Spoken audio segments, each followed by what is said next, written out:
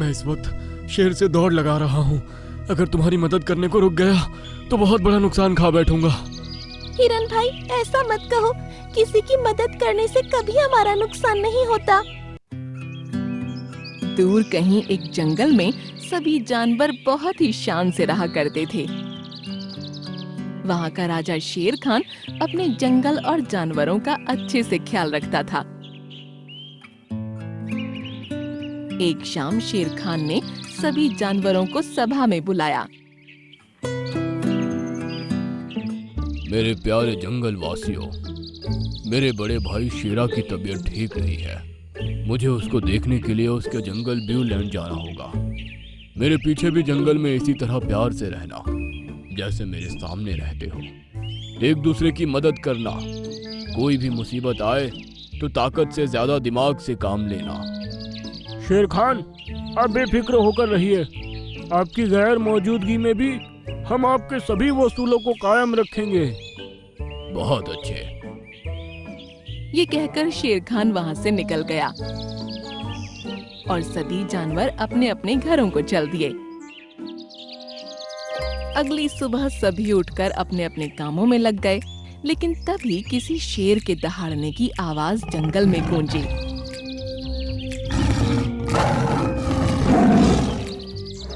वो सभी जानवर हिम्मत करके एक साथ उस आवाज की तरफ गए। उन्होंने देखा कि शेर खान के टीले पर एक दूसरा शेर खड़ा है। कौन हो तुम? आवाज नीचे रखो। मैं इस जंगल का नया राजा बनने वाला हूँ। अब इस जंगल में दूसरा कोई शेर नहीं है, और अगर तुम में से कोई भी मेरा विरोध करेगा, मैं उसे ही अपना पहला शिकार बनाऊंगा। उसकी ये धमकी सुनकर किसी भी जानवर की हिम्मत नहीं हुई कि उसका कोई विरोध करे। फिर हिरन ने हिम्मत की और बोला, ठीक है शेर भाई, हम आपको राजा मानने के लिए तैयार हैं। उसकी ये बात सुनकर सभी जानवर उसको हैरानी से देखने लगे कि ये हिरन ने क्या कह दिया, और शेर बहुत खुश हुआ। हाँ शेर भाई, हम आपको राजा मानने को तैयार हैं। अब ये समय है कि आप हमारे जंगल की रस्म को पूरा करें। रस्म? कैसी रस्म? हमारे जंगल की एक पुरानी रस्म है कि किसी भी शेर को राजा बनने से पहले एक हिरन को रेस में हराना होता है। इस रस्म को पूरी किए बिना कोई भी शेर राजा नहीं बन सकता। ठीक है, मैं तुमसे रेस लगाने को तैयार हूँ। उसकी ये बात सुनकर सभी जानवर हैरान रह गए। भला एक हिरन कैसे शेर को दौड़ में हरा सकता है? और शेर खुश हुआ कि वो अब इस जंगल का राजा बन जाएगा। थोड़ी देर बाद शेर, हिरन और उनके साथ कुछ जानवर एक जगह इकट्ठा हुए। मैं, बघीरा और चिंकू खरगोश यहाँ पर है। रेस इसी जगह से शुरू होगी और काली पहाड़ी के नीचे वाले छोर पर खत्म होगी। वहाँ पर लकड़बग्घा, मोटू बंदर और सियार खड़े हुए हैं। तुम में से जो भी उन तीनों के पास पहले पहुँचेगा, वही इस रेस का विनर होगा। ये सुनकर शेर के चेहरे पर मुस्कान छलक आई और छोटू हिरन को भी अपने ऊपर पूरा भरोसा था। तभी हाथी जोर से हुंकारा और रेस शुरू हुई।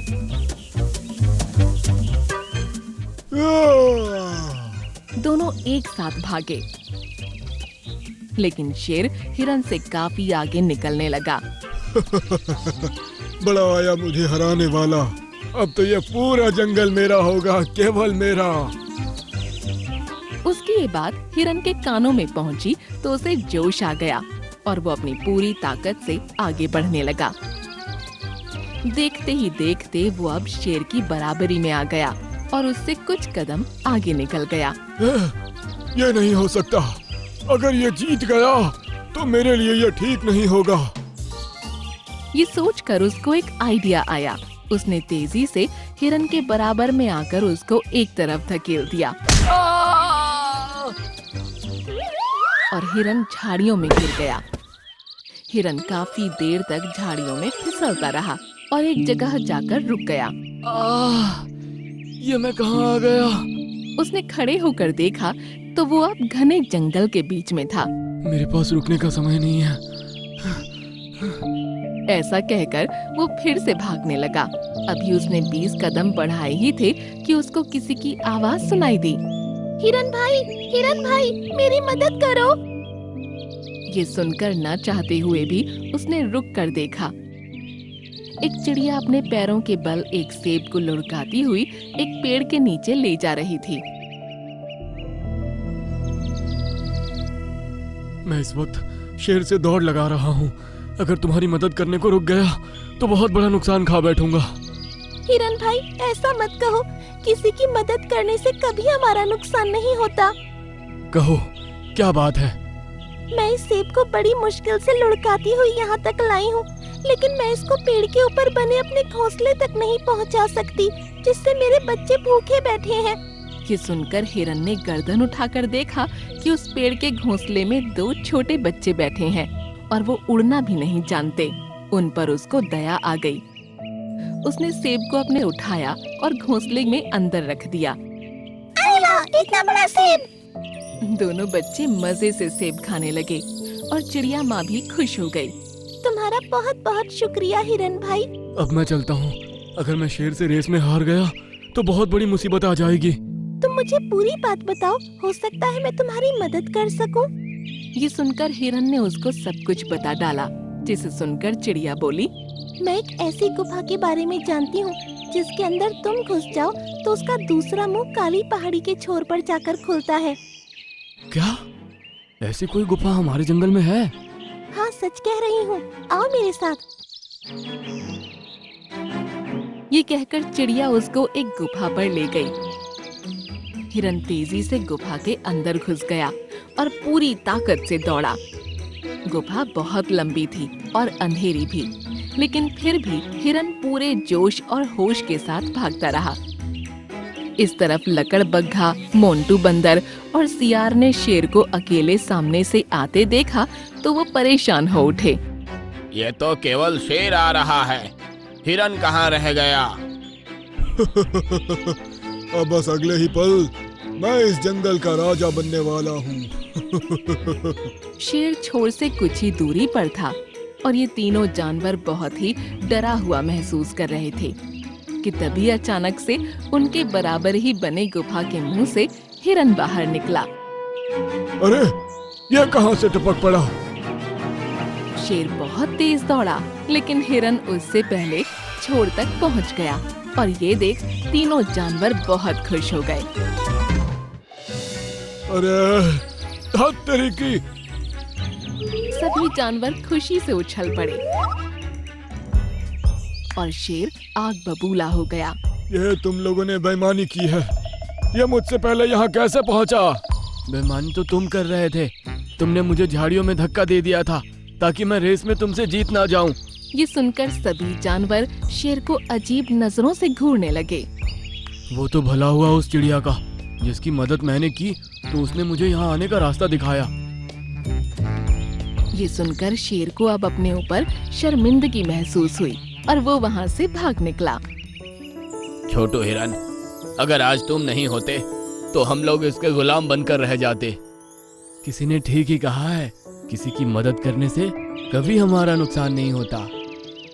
एक बार की बात है, जंगल में बहुत सुहाना मौसम था और सभी जानवर दोपहर में खेल कूद का मजा ले रहे थे।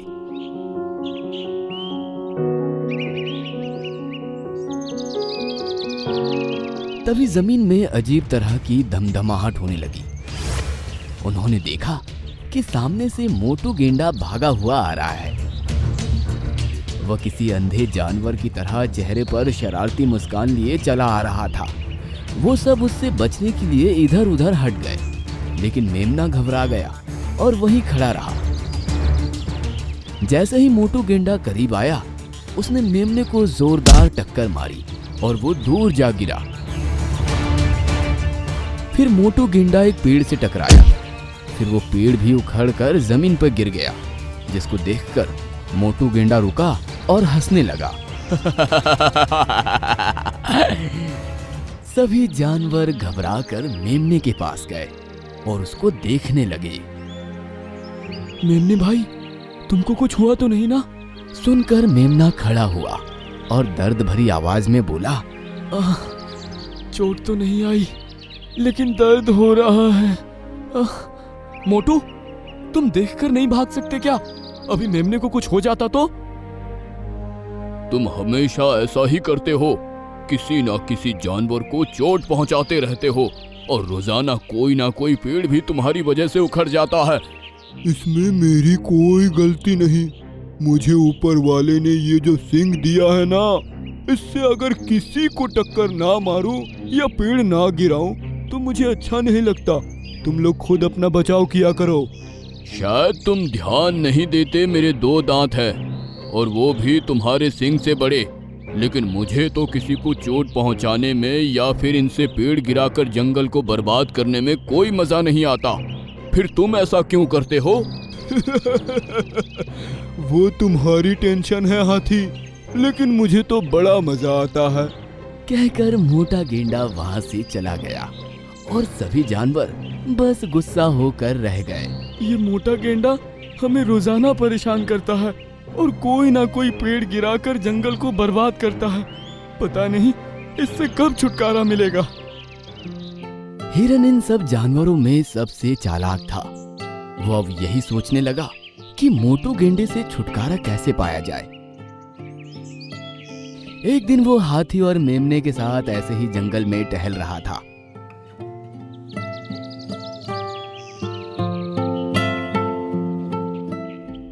तो उनकी नजर एक गुफा पर पड़ी। देखो दोस्त, ये गुफा कितनी बड़ी है और इसके अंदर कितना अंधेरा है। चलो चलकर देखते हैं। सभी उस गुफा के करीब गए और उसके मुंह पर जाकर उन्होंने देखा कि वो गुफा बहुत गहरी है और आगे जाकर उसमें बहुत अंधेरा है। हिरन ने देखा कि उसके करीब एक बड़ा सा पत्थर है जो कि गुफा के मुंह से थोड़ा बड़ा मालूम होता है। हाथी, ये सामने बड़ा सा पत्थर पड़ा है, क्या तुम इसको खसका सकते हो? ये तो काफी बड़ा है, लेकिन मैं कोशिश करके देख सकता हूँ। कहकर हाथी उस पत्थर के पास गया और उसको धीरे धीरे खिसकाने लगा। जब वो पत्थर गुफा के मुंह के करीब पहुंचा तो हिरन बोला, बस बस, अब रुक जाओ हाथी। उसकी आवाज सुनकर हाथी रुक गया। देखना, अब हमें इस मोटू गेंडे से छुटकारा मिल जाएगा। हाँ, तुम्हारी बात समझ में नहीं आ रही दोस्त। सुनकर हिरन ने सबको अपना आइडिया बताया और फिर सभी खुश हो गए। शाम के टाइम वो सभी अपनी उसी जगह पर खेलने लगे। फिर जमीन में तेज धमधमाहट होने लगी, जिससे उनको समझ आ गया कि मोटू गेंडा आ रहा है। सब एक तरफ हो गए और मोटू गेंडे ने एक और पेड़ उखाड़ फेंका और फिर वहीं खड़ा होकर हंसने लगा। बाकी सारे जानवर भी उसके साथ हंसने लगे तो वो चौंक पड़ा। क्या हुआ? तुम लोग क्यों हंस रहे हो? तुम्हें पता नहीं मोटू, जंगल में एक नया गेंडा आया है और वो तुमसे लड़ना चाहता है। अब हमें तुमसे छुटकारा मिल जाएगा।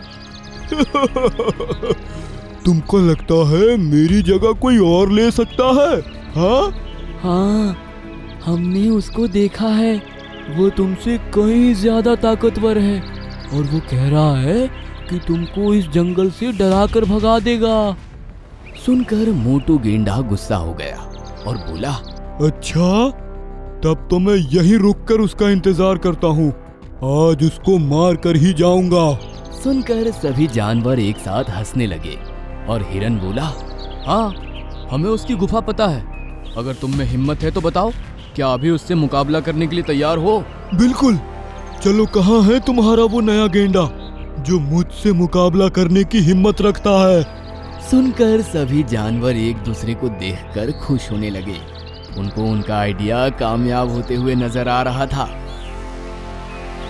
फिर वो सब उसको लेकर उस गुफा की तरफ चल गए। क्यों मोटू, क्या तुमको उसे पुकारने में डर लग रहा है? सुनकर मोटू गुस्सा हो गया और गुफा के मुंह पर जाकर चिल्लाया, ओए गेंडे, अगर हिम्मत है तो आ मेरा सामना कर। उसने इतना कहा और फिर उसी की गूंज थोड़ी देर बाद उसको वापस सुनाई दी। ओए गेंडे, अगर हिम्मत है तो आ मेरा सामना कर। अरे देखो, वो तो तुमको अभी भी ललकार रहा है। क्या तुमको अंदर जाने में डर लग रहा है? मैं अभी इस गुफा में जाकर उसको खत्म करके आता हूँ, फिर तुम लोगों को पता चल जाएगा कि कौन किससे डरता है। कहकर मोटू गेंडा तेजी से गुफा के अंदर भाग गया और फिर हिरन हाथी से बोला, हाथी, अब जल्दी से इस पत्थर को खसकाकर गुफा का मुंह बंद कर दो। उसकी बात सुनकर हाथी ने पत्थर के पास जाकर उसको खसकाना शुरू कर दिया। मोटू गुस्से में गुफा के काफी अंदर तक चला गया और अब यहाँ सिर्फ अंधेरा ही अंधेरा नजर आ रहा था। कहाँ गया तू? अब मैं तेरी गुफा में आ चुका हूँ, सामने क्यों नहीं आता? कहाँ गया तू? अब मैं तेरी गुफा में आ चुका हूँ, सामने क्यों नहीं आता? अब फिर से उसकी गूंज वापस उसको सुनाई दी तो सब उसको समझ में आ गया कि उसको बेवकूफ बनाया गया है। वह बहुत गुस्सा हुआ और वापस गुफा के मुंह की तरफ भागा। लेकिन तब तक हाथी पत्थर को खिसकाकर गुफा के मुंह पर ले गया था। मोटू बहुत तेजी से भागता हुआ उस तरफ बढ़ रहा था। जब तक वो वहां पहुंचा, गुफा का मुंह पूरी तरह से बंद हो चुका था।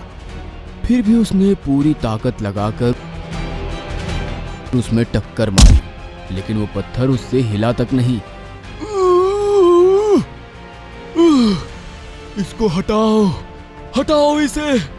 तुम लोगों ने मुझे बेवकूफ बनाकर अच्छा नहीं किया।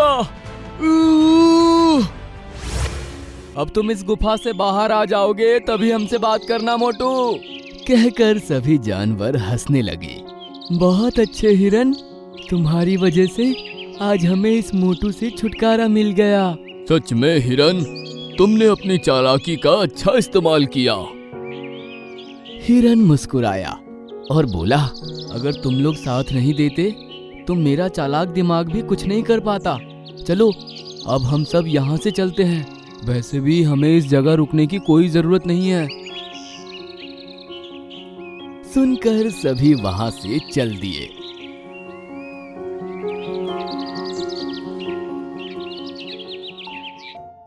अंदर गुफा में बंद मोटू को अब अंधेरे की वजह से कुछ भी नजर नहीं आ रहा था।